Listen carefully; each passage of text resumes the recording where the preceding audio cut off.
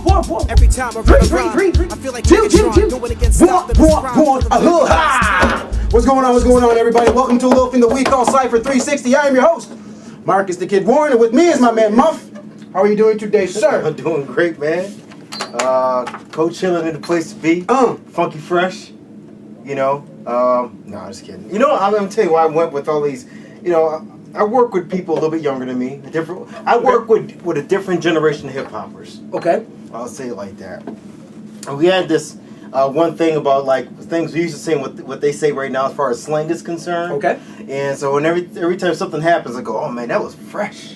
You know, usually it'd be like that too when I do it. You know, it's hilarious.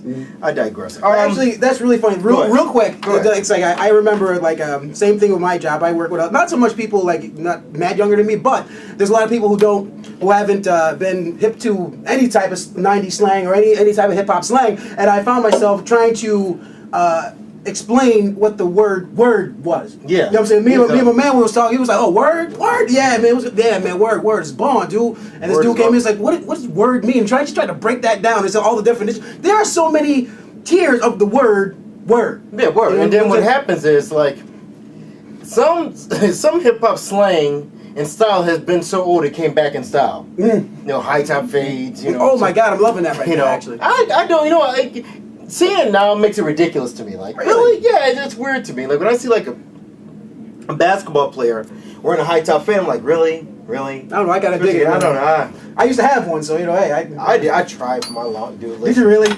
Man, it's the reason why I gotta go bald right now. You know, my joints looking for my old heads. My joints look like J.R. Reed from North Carolina. So, some of y'all know exactly what I'm talking about because it just wasn't growing correctly. Anyways, Reviews, and you know, I'm digressing for a point here for a reason because we're reviewing Tyler the Creator's Wolf. You know, and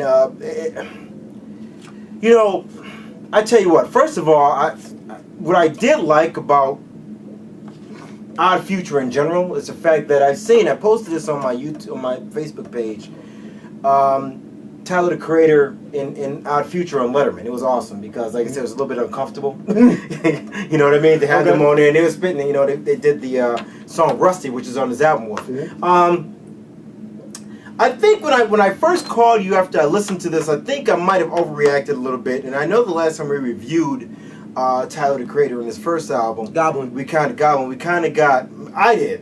definitely got. You know, they gave me the Odd Future cats came out buzzing like, yo, you know what the hell you talking about, boom, boom, boom. Well, y'all gonna get ready to give me the business again because I listening to it at first, I called and said, man, all right, this is kind of dope. I know you remember me saying that to you. I had to listen to it again.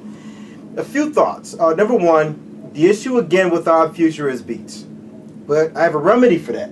Okay, so I'm going to give constructive criticism to my man Tyler the Creator. You go right ahead and do it. I'll get right in the middle. I call it like I see it. You know, some of them beats in this album sound like, you know, this dude don't, you know, some real dated. Some of the beats are just straight up whack to me.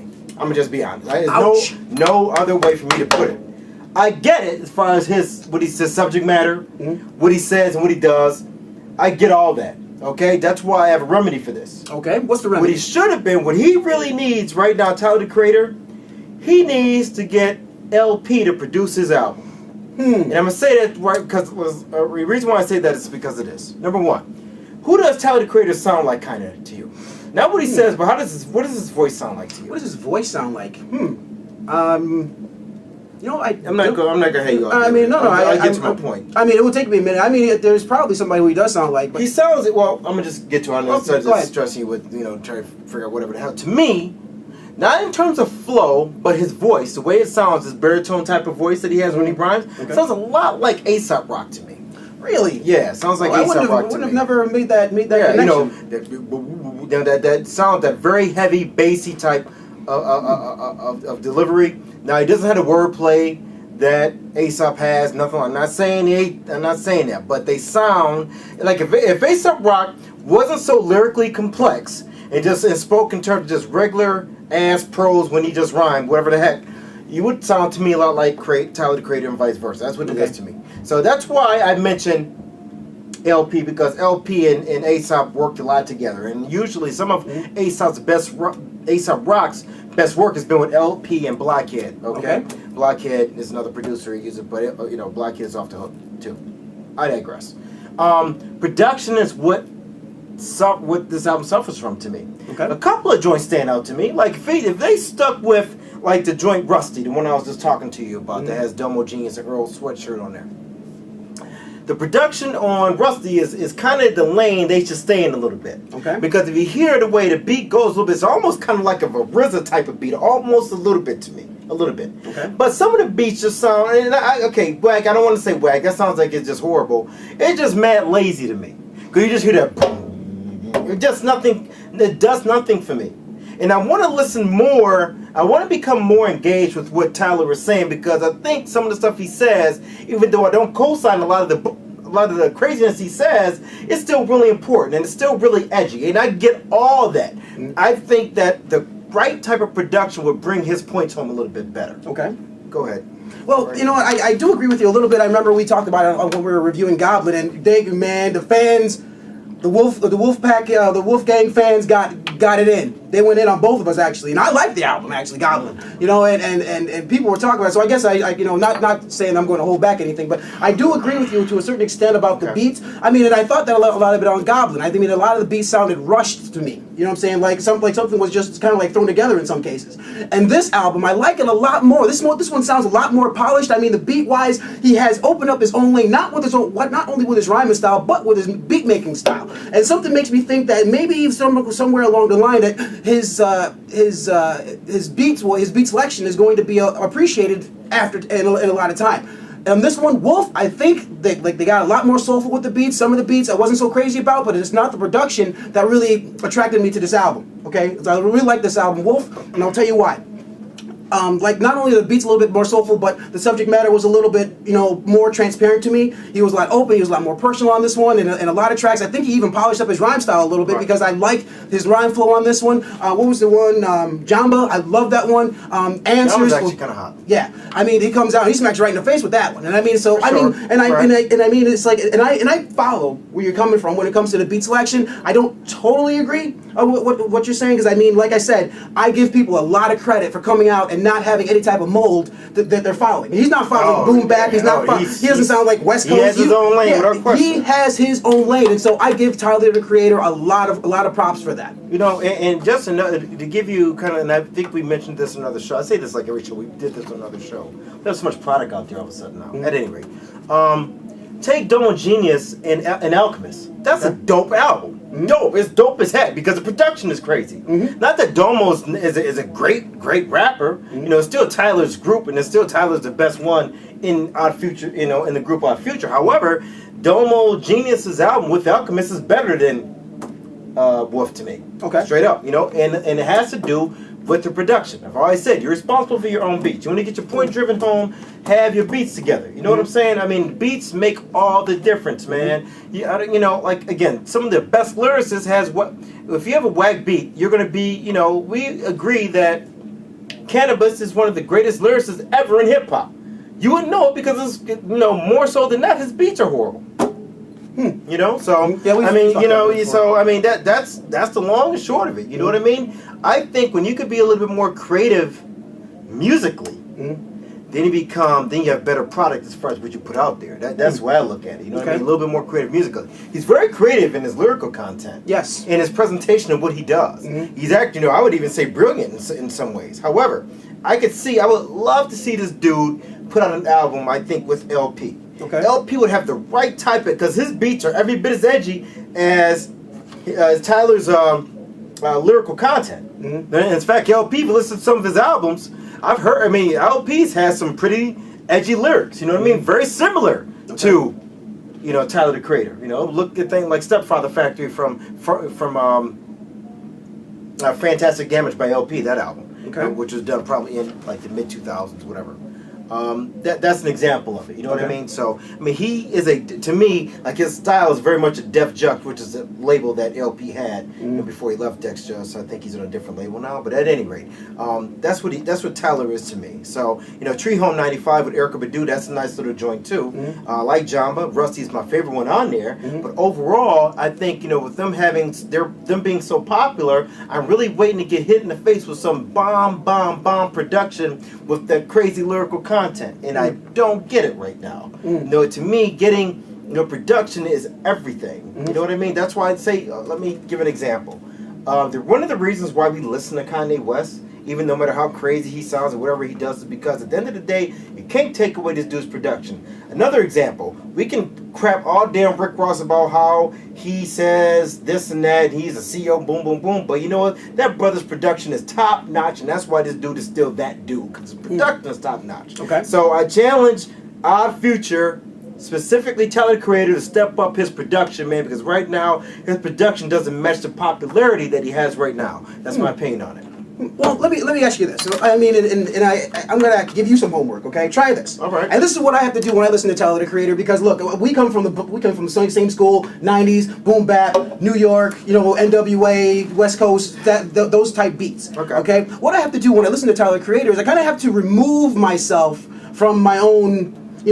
From my own taste a little bit. You know what I'm saying? And kind of listen to it from a different angle. And that's when I do that. When I remove myself from my own taste, I can say, look, yeah, this guy's mad creative. He his subject matter and his beats are in a lot of ways are very creative. I mean, this guy's mad creative. I mean, I even love his show Lawyer Squad. Love that stuff. But I think if you can do that, and if you can kind of like listen to it from almost like a different angle from your own taste, I think that you would appreciate Tyler the Creator a lot more. See, I tell you, and this is what I'll say about it. I don't want to sound rigid, and I might be. I know I am. I know I can be very rigid. In fact, I can be even overbearing with my taste in hip hop. However, this is what I can't. I agree with you that he's a very creative. Lyrically, he's very creative.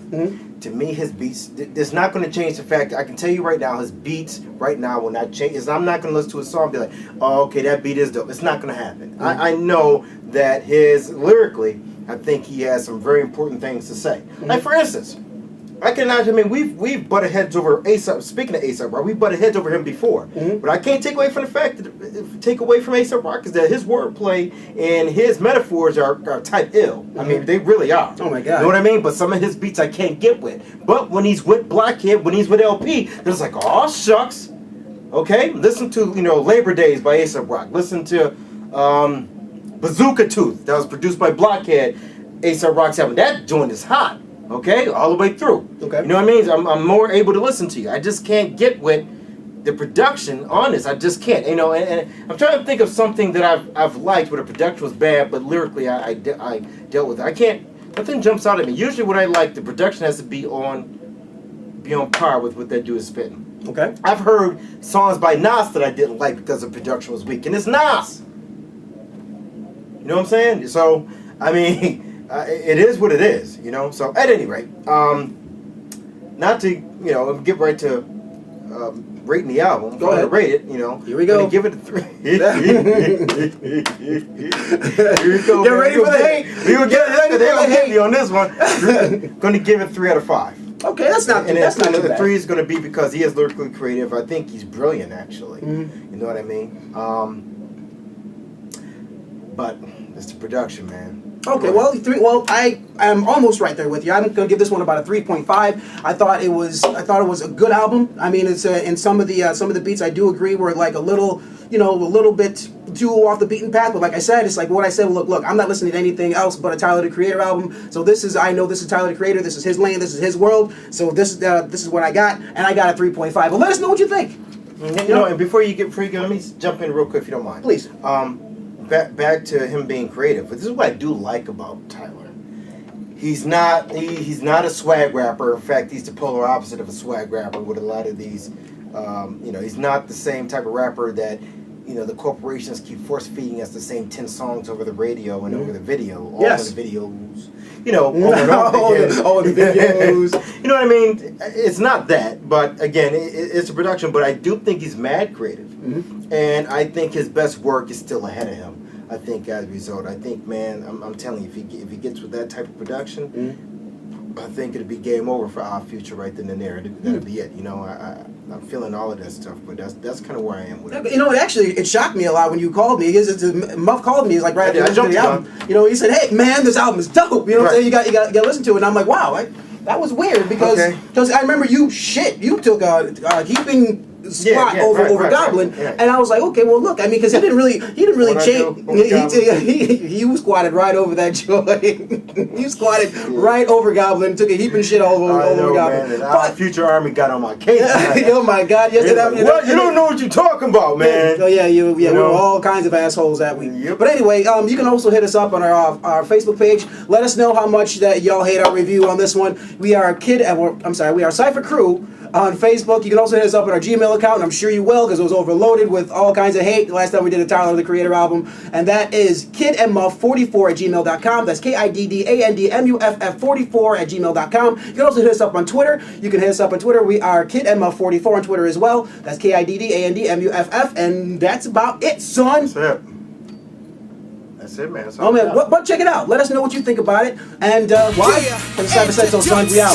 Peace. My man Trey, and you don't stop. Johnny Boombats, and you don't stop. My man Muff, and you don't stop. My nigga Woo, and you don't stop. Little Brooklyn, and you don't stop.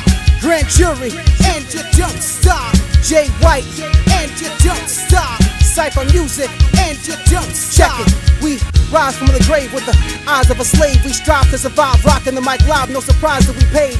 We created a trade that became a craze. It wasn't vice versa. Gave birth to a verse and baptized it in cursive.